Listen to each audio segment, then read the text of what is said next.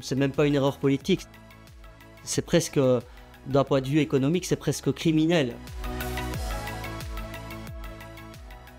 On a affaire à des alchimistes qui veulent transformer des pierres en or. Hein. Vraiment, s'ils veulent arriver à faire ce qu'ils disent, c'est-à-dire à ramener le déficit à 0%, tout en réduisant les recettes, ils vont devoir attaquer massivement les services publics et les dépenses publiques qui sont des dépenses utiles, socialement utiles, d'investissement, etc.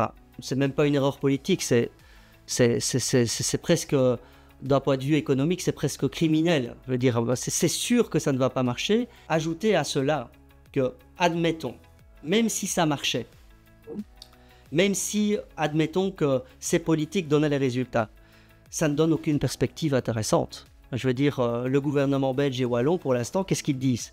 Ils disent, on a une dette, on a un déficit trop élevé, et donc, pour rassurer les marchés financiers, on doit diminuer les dépenses.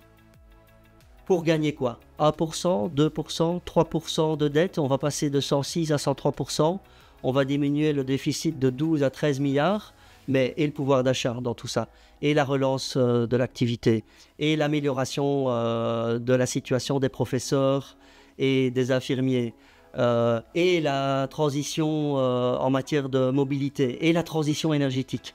Où sont les perspectives qui disent qu'on va avancer dans une direction qui améliore réellement la vie des gens?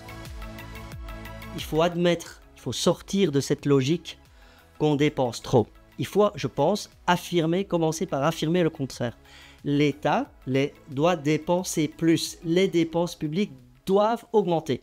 Ça, pour moi, c'est vraiment un préalable indispensable. Et donc là, il faut avoir un plan de mesures fiscales qui vise à augmenter fortement les recettes publiques sans toucher évidemment les petits indépendants, les petits salariés de la classe moyenne, etc. Et donc là, il y a un paquet de mesures. Hein. La lutte contre la fraude fiscale, minimum 10 milliards d'euros. Un impôt sur la fortune, quelques milliards. Une taxe sur les super profits qui ont été gigantesques ces dernières années, notamment dû à la crise énergétique. Plusieurs milliards.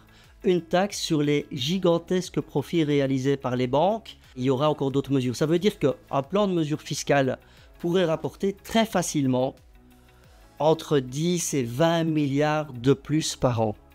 Et donc quand on écoute les gouvernements actuels qui nous disent qu'ils vont devoir trouver 5 milliards, 6 milliards cette année, 5 milliards, 6 milliards l'année prochaine, et qu'ils vont mettre en place des mesures pour aller grappiller sur le bien-être des citoyens en remboursant un peu moins un médicament, en payant un peu moins une allocation familiale ou sociale, etc.